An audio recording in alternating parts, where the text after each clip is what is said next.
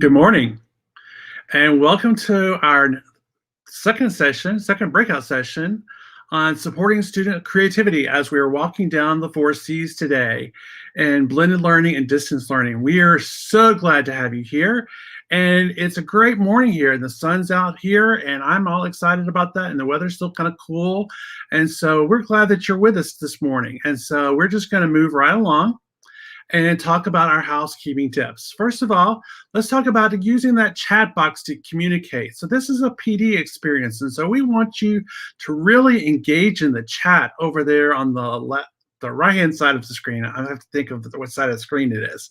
So that's on the right side. So if you need to, go ahead and create a simple YouTube channel, and you can start typing in that chat and just kind of be part of the discussion today, because you're going to get more out of it if you just chat with us. And so it's a great way of interacting. And the other thing is, if you would like and subscribe, we're at 4.45 thousand subscribers, and we're trying to get to 5,000. And if you could like this video and just kind of promote it, we would love for you to do that for us.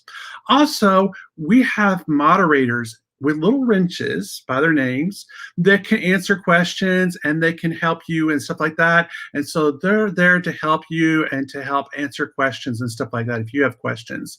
And if you're on Twitter, we would love for you to engage with us on Twitter by using our hashtag PBTechTalk and tag at EdTechPBC. As a matter of fact, I'm going to start right now. I've got my phone ready to go, and I'm just going to create myself a little workshop selfie here.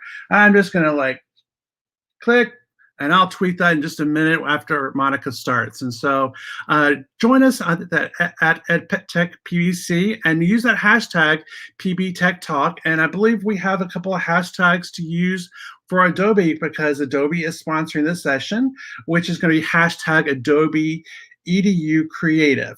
And I believe Monica has one as well on her part of her show that you can tag.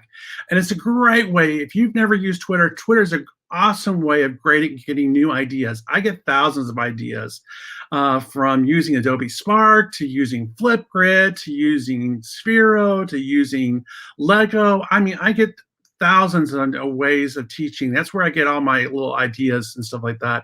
So Twitter's a great resource for that. Moving right along, so let's talk about our schedule for today. We are actually in our second session at 10:10 with Dr. Monica Burns, and she is going to be from Class Tech Tips. That's her podcast, I believe. And she's going to be talking to us today about creativity. We also have an awesome lady from, I believe she's in South Carolina, Carla Jefferson. She's an instructional technologist, and she's going to be talking about critical thinking. She was with us in our EdTech Institute back in June, and she did a phenomenal job of closing out one of our sessions. And we are also all excited about having Kevin Honeycutt at 11:50, who's going to be talking about collaboration. I was thinking that he is like the super collaborator, because he has so many ideas and works with so many different people. It's just really crazy. So anyway, it's going to be really cool. And today we have, besides our regular door prizes that you're going to get at the end of the session, you can also win this awesome swag bag box from Adobe that has Monica's book, 40 Ways to Inject Creativity into Your Classroom, and a couple other things there. And there's some amazing content in there. And if you want to, just tweet during this session, or just tweet today and share us what you've learned and how you want to use Adobe Spark, and you may win this swag bag. And so it's going to be a great way. So I'm going to go on and start. I want to introduce our next speaker, which is Dr. Monica Burns, sorry. And she is a phenomenal educator and consultant with Class Tech Tips. And she's with us from snowy New Jersey. Mm-hmm, mm-hmm. And she was like saying she's already had like 3 inches of snow this morning. I'm like, I've got my 3D printed snowflake with me to remind me of the snow and stuff like that. But Monica, I want to turn it over to you. Well, thank you so much. And you are absolutely right, John. I think since I sat down with you all for the opening session this morning, that there's another 3 inches or so on the ground. I posted some pictures on Twitter and on Instagram this morning, just in case you wanna get a full look at that. So today in this session, and I know you had many of you had a chance to sit in with Ann Cosma, who's just so wonderful and so many great things to share. We're going to build upon this with our 4C's focus for today to talk about supporting student creativity in blended and distance learning. So if we connected already this morning, you were here for the first session. Welcome back. My name is Monica Burns. I'm an ed tech and curriculum consultant. I'm former New York City public school teacher. So as I mentioned, still here in the snowy Northeast on a blizzardy day this morning. And today in this session, during our time together now, we'll talk a bit about shifting from consumption to creation, strategies for supporting student creators, and blended and distance learning ideas. Now, I hope that if you are watching on the YouTube live stream and you have that chat screen up, that you will share some ideas, some things that come to mind, maybe some extra resources or some favorite things. And if you are on Twitter or snapping a picture and posting it on Instagram, that you're using the hashtag from today as well. So I know I'll be taking a peek at all those things once I finish up with you during this session. So this morning when we talked about tasks before apps, you heard me use that phrase alongside the idea of putting the learning first or placing those learning goals front and center. So today, as we look at creativity together, we're thinking about those learning goals and what it is that you want kids to accomplish. Now, if we were physically together in a room, I would say the person next to you or across your table, right, might not have the same exact to-do list or things on that are front of mind right now for the month of February. But same thing goes as we're all tuning in at a distance, right? The other folks in that nice big chat might have a different learning goal or something that's front of mind for them during this month of February. That being said, right, their success criteria or what they're looking for when they're reviewing student work or student creations might look a little different too.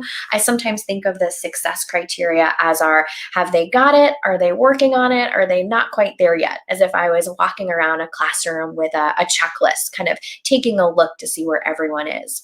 And then, of course, building upon what we looked at this morning, making sure that students have an audience to share their work is a big part of supporting student creativity, whether we are all together in a blended learning environment or students are learning at a distance. So we're going to look at some different project ideas. I'm going to take you out for some demos and show you some stuff behind the scenes with one of my go-to open-ended creation tools, Adobe Spark.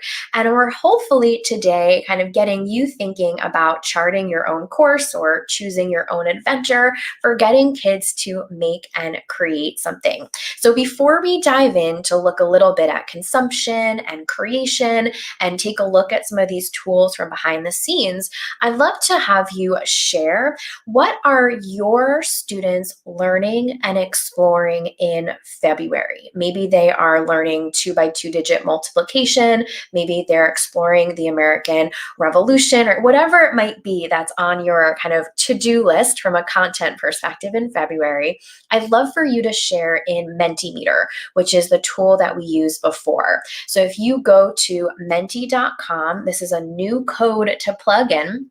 Go ahead and plug in menti.com and this code, and this will take you out not to a word cloud like the awesome word cloud you all made earlier today, but it'll give you a little bit more space to share. So go ahead, if you're not there already, to Mentimeter's website.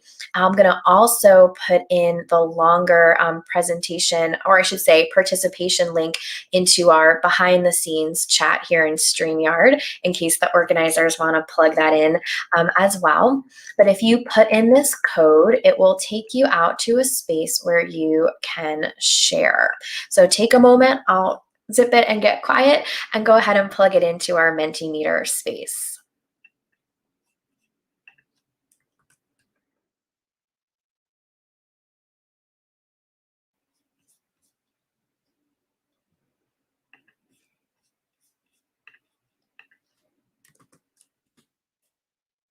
Now I'm going to pull up the longer, I call it the messier Mentimeter link for you all. And I'm going to go ahead and share my Chrome browser for you so you can see what your colleagues and other folks joining in today are putting in there. So we put the messier Mentimeter link out there for you too, in case you want to scroll along with me.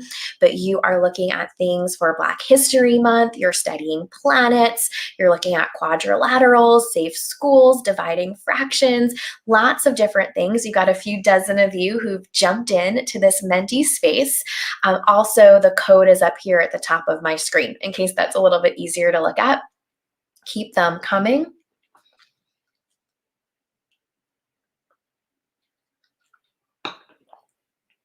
This looks great. And now I put that messier, longer Mentimeter link in case you want to scroll back and forth and not rely on my scroll here.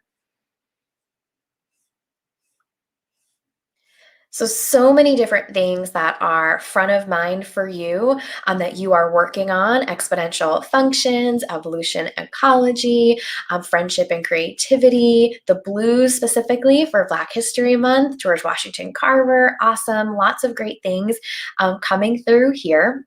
So I'm hoping that you will keep these in mind as we are taking a look together. And yeah, I saw someone in the comments say Menti does have a Padlety vibe, right? I love it because you can use it for word clouds like we did today, or this morning, I should say, or you can use it like we're using it now. And we're just scratching the surface, frankly, with all the things that you can do with Mentimeter. So we're gonna keep those activities in mind, or I should say units or topics in mind, as we look at consumption and creation together, and bring this into our conversation on student creativity this morning. So we know that students are consumers in lots of different ways, just like we're consumers in lots of different ways. I don't know about you, but I already listened to part of a podcast this morning while I was making breakfast. Someone sent me a blog post that I was reading this morning, right? We consume all different kinds of content throughout the day. And the same thing is true for students, right? Yeah, maybe they're pulling up a TikTok video, right, or something like that. But we also know that we give them plenty to consume, whether it's a Newsella article, an epic ebook, a movie from Khan Academy or TED Ed, a podcast episode from Circle Round, or from Wow in the World or Story Nori, or any of the places that you might pull content from to share with student consumers. And all of that is an important part of the time we have together with them. And we can align those same sort of types of products or content kids consume with their role of a creator. So when creation comes into play, it accomplishes so many goals. And one that I like to think of as well, maybe around some of your goals for media literacy or digital citizenship too, right? When we create something, it helps us to become smarter consumers. It helps us wonder, why did they choose the music on this commercial? Or why did they pull in this piece? Or I don't know if they're allowed to use that trademarked image or music in the thing that I'm watching on YouTube, right? So it helps us become more discerning consumers, I should say, when we create as well. So students can create all sorts of different things: movie making, ebook design, website building, podcasting. There's so many things that they can make. And today in this session, we will look at a couple tools behind the scenes that fall into this category, but the best practices are really what we are focused on, right? Those tasks before apps, the strategies, the things that you want to make sure are in place so that these type of creation opportunities when you are injecting creativity into your classroom so that it goes smoothly, whether you're sitting side by side all together or whether you're supporting students who are at a distance. Now, we know that digital tools can have a huge benefit for helping kids share their learning. So not only is there some creativity component, but definitely some communication components here as well. Now, I often use the term value add when discussing the benefit here, right? The extra benefits that technology can provide. So, of course, we could explore all of the topics that you mentioned in the Mentimeter stream in an offline or an analog or not so techy environment, but there are special things about using technology that do provide a clear value add or benefit for students. This includes using voice and video to give them more ways to share. So you might have students that are conversationally proficient in the language you're teaching, yet they struggle to write sentences and paragraphs. Doesn't mean we're not helping them write sentences or paragraphs, but we might have voice or video options to help build their confidence, help them think through how they want to share, and then lean back into some of those other pieces. We also know that with different technology tools, we can give students more choice or more ways to share their learning, more agency as well when we think about buy-in. There's also opportunities in a tech-friendly environment to incorporate more self-paced opportunities where kids can log in at a time that's just right for them, especially if you're in an asynchronous environment. And we can give more feedback and more check-ins with some ease and efficiency that wouldn't quite be there if we didn't have those additional layers of tech-friendly tools. And of course, as you'll see today, as we look at some examples, there's an opportunity for differentiated products or the things that kids might make. Now, this is going to be true in really any environment where we're working with students, that there are certain things we know that they need in order to be successful creators. So you might be wearing a traditional classroom, a blended learning hat today. You might be wearing more of a distance learning hat, or like me, kind of switching them on and off as we're thinking about technology integration. But no matter where we are, we know that there needs to be a structure. So the way that we're introducing things, the way that we're supporting student creators. We know that we need clear expectations so that kids understand where we're headed, what it is that they are being asked to do, whether those include some additional supports that we'll talk about, like checklists or exemplars, right, might be part of your equation. You might also want to set a schedule. This is great for kids working synchronously or all together at the same time, as well as kids that might need a little scheduling support if they are working at their own pace or over the course of a couple weeks together. And then no matter where kids might be, we also know that we can connect them to an audience. It doesn't have to be a gallery walk in a physical classroom where they peek at each other's screens. It might be having a common space where we're posting different things that we want to make sure everyone can see. So let's look at a couple student creation ideas. These are pretty general, just to get our wheels spinning. And I'm hoping that you'll keep your topic in mind, the one that you shared in the Mentimeter, as your wheels start to spin about these pieces too. So you might have students do a spin on that favorite things that I mentioned in the keynote today, like having them do a favorite recipe. This might seem like a little bit of a fluffy video, but if you are working through ELA standards where you want kids to use temporal words to signal time, like first do this, then do that, it would definitely come in handy. If you're having kids make a recipe that goes along with measurements in a math classroom, that might also check some of your boxes right there as well. Now, in many cases, there's opportunities to do a how-to. You might have kids make an how-to infographic where they show off how to do certain things. Here you can see for my infographic example, I've added a title, I've added an icon, and then I can use the buttons on the right-hand side of the screen to add in any extra things for this how-to. Now, you might even have kids make a travel wish list or a place that they want to visit. This is great for social studies connections where kids might be learning about different parts of the world and you're narrowing their focus to a particular region, but then asking them to pull in resources or evaluate sources from different places as they create a website. And we'll go look at a website building. We'll look at Spark Page from behind the scenes in a moment too. Now, when we look at the value add here of using different types of technology, you might have kids create a video journal as opposed to a traditional composition notebook, because you want them to update something remotely or on the go. You want them to use their voice. And of course, you could have them build in their sentences or their captioning there too. Now, you could also connect to a particular kind of curriculum that you're working through. If you're working with digital citizenship curriculums, you might have some tips you want kids to share or an exit ticket that goes along with a different topic. You might be focused on biography spotlights, especially during this month of February. Some of you mentioned that biographies or Black History Month might be front of mind. So you might want to look at something like this. Or you might even get a little creative thinking about the ways that math is all around us, like these Spark Post examples that combine some collages and some captionings too. Now, I do love a good kind of animal facts type of piece or a research report example, and you might not have students picking a favorite animal to write about, but if they're doing some research, you might have them make a quick graphic that goes along with a fun fact that they've made, or you might decide that you are going to have them build out a website like this one here on polar bears. So I want to take you out to show you Spark Page and Spark Video behind the scenes, because they do such a great job of illustrating some of these concepts today. And you'll hear me make some connections to the other 4 C's as well, as some ways that you might use this in both a blended, so face-to-face traditional classroom with technology, as well as at a distance. And then we'll get a chance to hopefully play along. So just to give you kind of a hint of where we're going, I'm hoping that you will want to play along with me to spotlight a favorite place of your own.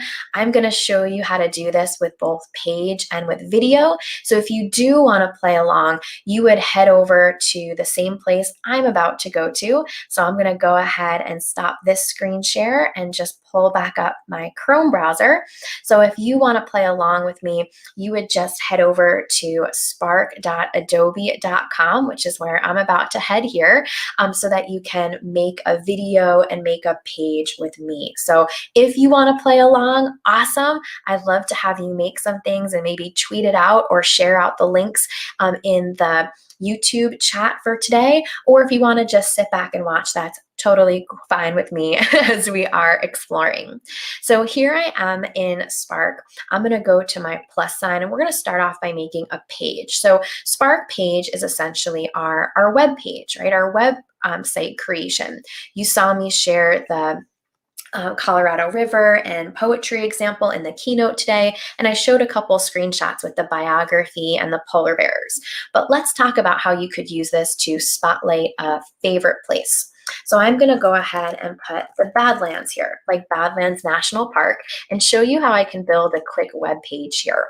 So I've got my title. Sometimes, especially with students, I'll ask them to put their name as a subtitle just so it's really quick and easy to see whose is whose. So I'm going to just put by Monica right here. And then I'm going to go to my plus sign and go to photo. Now, what's great about this is that no matter what type of project you're doing with your students, you can either go to find free photos and search right from within this platform. You can upload your own photos if you have some saved to your computer, right? Or you can go ahead and connect to another source. So if I go to upload photos here, right, I could grab a photo from my computer if I wanted to, or I could go to find free photos. I can type in Badlands, or I can type in South Dakota, and I can go ahead and pick a photo. Now, these are Creative Commons licensed for commercial reuse with modification, so checks all the boxes, and the credits are actually added automatically at the bottom of the page. So as I scroll down here, I can start adding in all the things I would want for my website. So this is where you would have to think with your students, what kind of things might we include in a website where we're spotlighting a favorite place? So your answers might be different, right, than mine.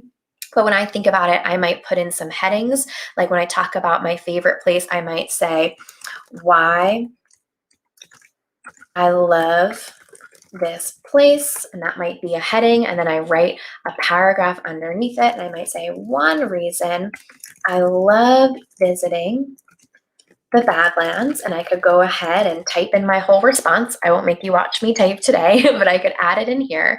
And then I could even add in a photo. So I could add in another photo, just like I did at the top, a button. So maybe I link out to the National Park Service's website all about the Badlands. I could also add in a video. So if I found an awesome YouTube video, I could plug it in here.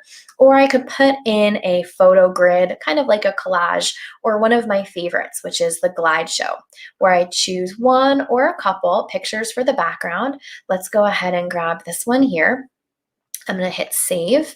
And now it lets me put something over it so it'll glide together. So maybe here I'll put something like, you should go to, and like my call to action, we'll pretend right here.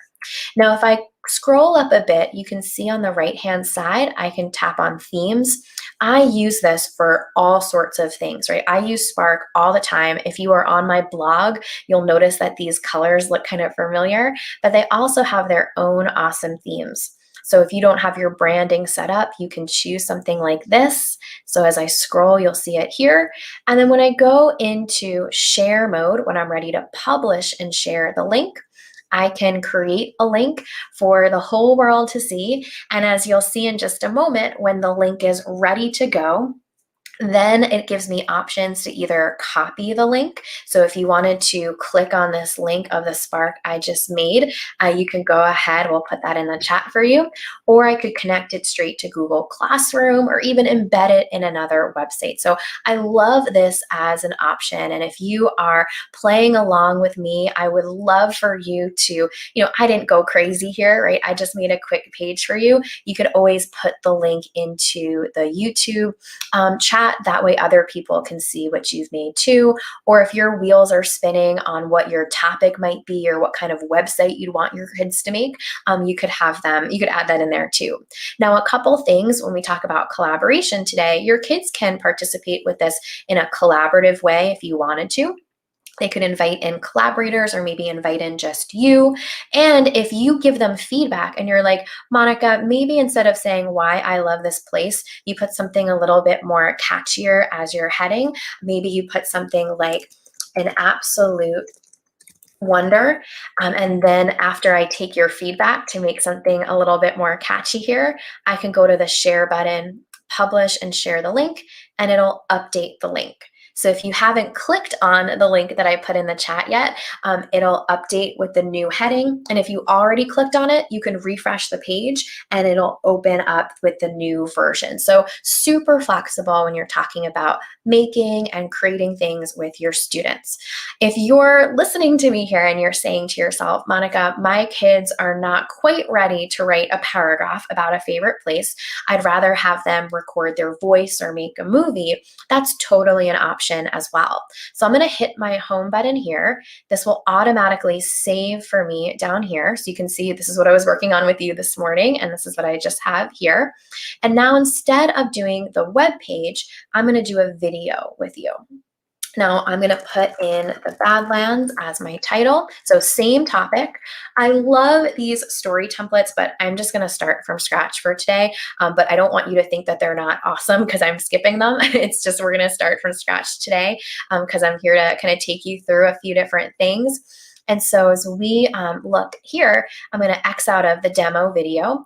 This defaulted me to a square. I'm actually going to resize and go widescreen so you can see a bit more with me today.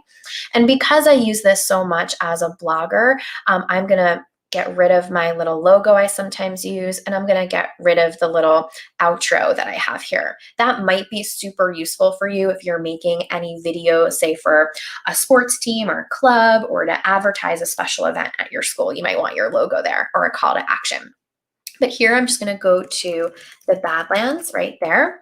I'm going to hold down this orange button and I can record my voice. I'm not going to do it for us because sometimes with StreamYard, it's just a little bit funny when I try and change up my audio input.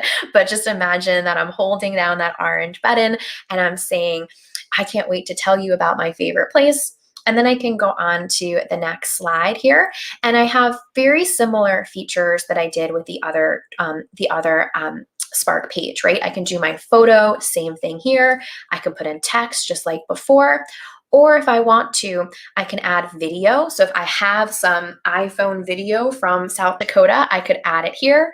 Or I could even just go to an icon and maybe type in something like South Dakota. Lots of these all come from the Noun Projects library. So those will pop into the credits at the end once it loads. There it is already, there, right there too. And I might even change the layout to a side by side here. And maybe I even put something like South Dakota, maybe make it a little bit bigger. And then I can record my voice with some fun facts about the Badlands as I talk about this favorite place. So lots and lots of options. Now, the theme, just like before, I could use my class tech tips themes, or I could go here and choose one that's maybe a little bit more like earthy or badlandsy colored. And I can go here to music and I can choose from music. It lets me preview them. So this one's kind of fun. Like I can click on that. I like it. I probably don't want something that's like horror movie if I want to talk about a favorite place that's not a scary place, especially if you have kids doing some persuasive creations. You can really get deep and have conversations about music there too. So lots and lots of options here. If your wheels are spinning or you're thinking about ways to use something like this, definitely plug it into the YouTube chat or share it with the hashtag if you're up on Twitter or thinking through some different things. You might have noticed that there's the Add My Music button at the top of the screen. That's something where, say your kids make their own song in a tool like Soundtrap, you could export it as an MP3 and then plug it right in there too. So lots of options for really making this your own for your group. Just depends on how you want to kind of set them up for success. So if you want kids to keep their videos offline, you don't want to publish it with a link, you can click the download button here. For us for today, this is a super quick video, but I'm going to publish it just so you can see the process. I can go to create a link, and this will create the link. Right now, it's just kind of the 2 slides and the music in the background, but just like the same workflow as before, you might have kids go out and then make something with their voice, or so many options. And if you do decide to have them create a link, maybe you then have them share in a very public or global place, like put it out on a class Twitter feed if that's something you have your permission set up to do, and then maybe even tag like the Badlands National Park Service webs or social handle, or maybe their favorite place is more local, or you have them do something right within a particular region. Now, I'm using this as an example because often we like to talk about favorite things, and it's a great way to get us on board and to get kids on board. But of course, you might do something that's more like a step-by-step math tutorial or a video journal or science experiment that you want them to share. The possibilities are really endless here, depending on the direction that you want to take it in. So I'm going to come back here to the video here. I do want to show you, because I've got it down here on the screen, one of my favorite things to share. And it looks like 19 of you already looked at my page there. That's awesome. Say you're working with kids that are speaking different languages or speak different languages at home, and you want their families to be part of the audience, but maybe they don't speak the language you are teaching in fluently, and you want to do a different version for them. You could have a student make a project like this one on the Badlands. Maybe they do the whole thing in English, and then they can hit the little 3 dots here and duplicate it. And then they can go ahead and typing Spanish in the project's not going to translate it. But what you can have them do is you can have them make a second version where they re-record their audio all in Spanish or French or whatever language that might be great for them to connect to for an audience. So many ways to do this. We're really just kind of scratching the surface today. And what I want to make sure to share with you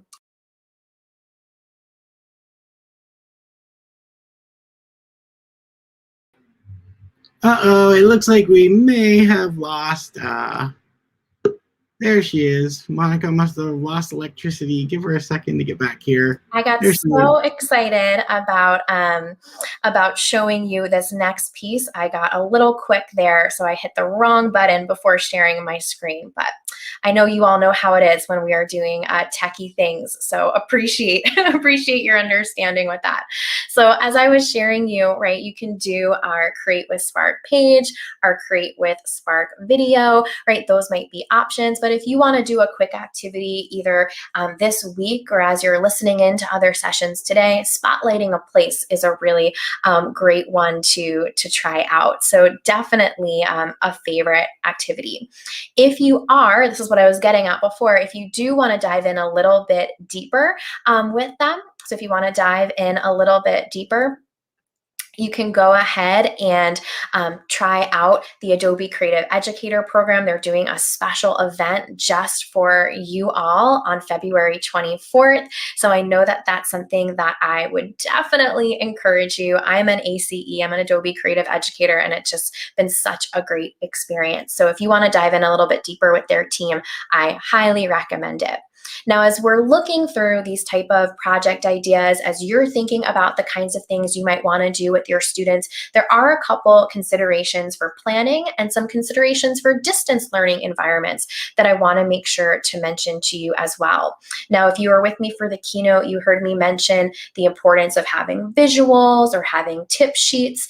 To show you this one again, I love creating a tip sheet to share. This is a great way for helping students at a distance and students that might be in a blended learning rotation. So if you are going to have kids, say, working in a station rotation and moving around a classroom or working at a distance, it's great to have these visuals.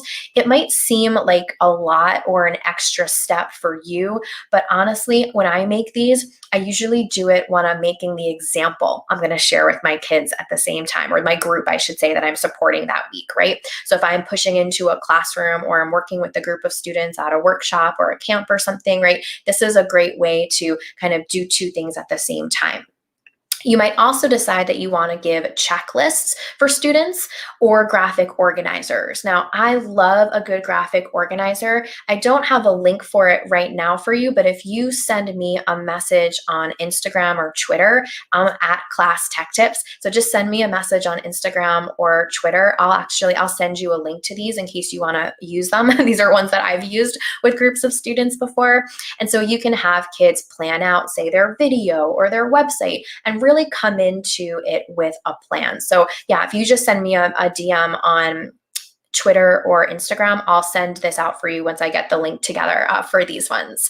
Now, for any of these things, right, you might go back to a rubric you've always used and now add in a couple extra rows, maybe around audience or around theme that connect to some of the other things you add in, like music or like a color scheme for your students.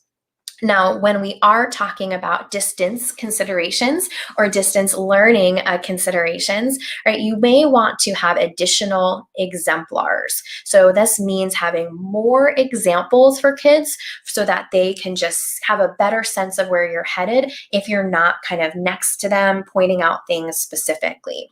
You might decide that you want to have a tutorial or a guide for them. If you don't love those step-by-step guides that I just shared with you, you might decide that you want to do a quick Loom or Screencastify video. So that might be something that you want to try out too to help support students.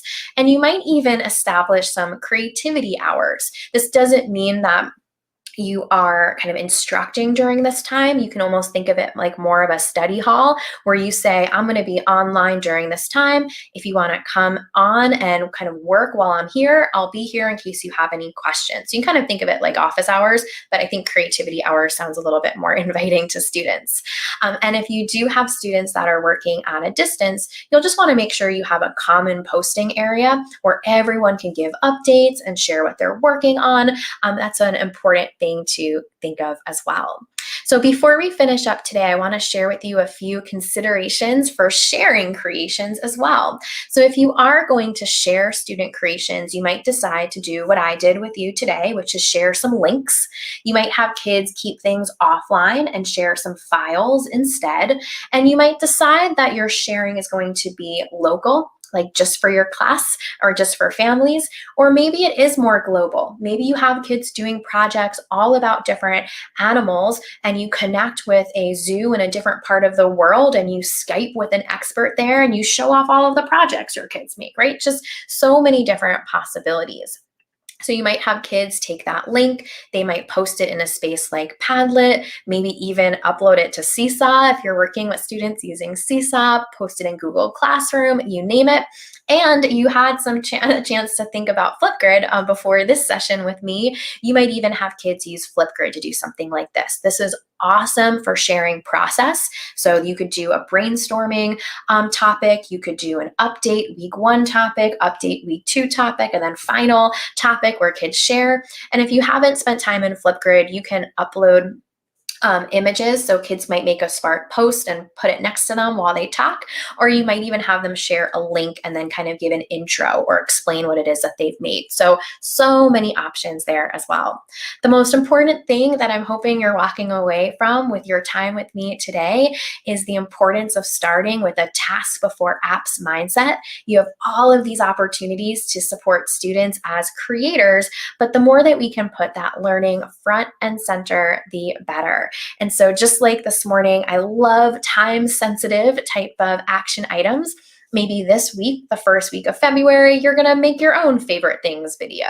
Or maybe this month, you're going to look at a topic or an assignment or activity you always do and think about it with a more of a creative lens. And maybe this year, you'll have a virtual celebration where kids show off all the things that they've made. Maybe it's to families or an expert or a partner class in another part of the world.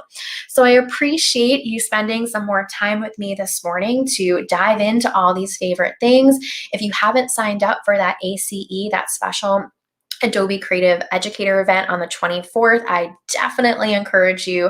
It's a great experience. I've gone through the program and it's totally free. And if you do decide to go out and share some things on social, please don't be afraid to tag me over the course of the school year. I'm always so excited to see what everyone is working on. So thank you all so much for your time today. And I'm going to take a peek at all the tweets and even my Instagram inbox to see what kind of things you are excited about.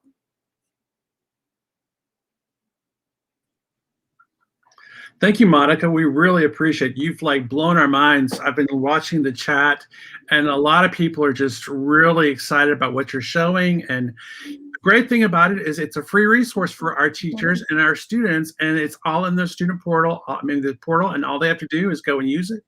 And I really want to thank you for being here for both the opening and this session, because you've really inspired us today. And so I really want to thank you for that. And let's get to the door prizes here. So you had to contribute it within the last 10 minutes. Don't flood with things. Make it generic, make it really concrete ideas that you want to share. We've got a great door prize here. It's a junior achievement as a donated $100 gift card to Amazon. I would love to have that. And I believe, let's check over here into the chat to see if we pulled up a winner yet. You want to do the drum roll?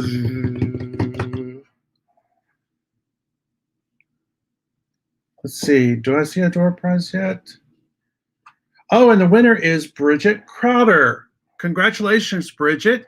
If you'll email, I believe you're supposed to email Dana and our team. Dana's going to put her email address in the chat, and she will be able to get the form to you or get the door prize to you. That's what she's going to do, I believe. So the prize info there, and we'll get it to you as soon as possible. So that's our door prize. And so I want to thank us from our team and the EdTech training team who put this all together for you. And we really appreciate you being here. And don't go away. We've got 2 more great sessions, and we look forward to seeing you in those. So we've got 2 more C's to go. So thanks for joining us today.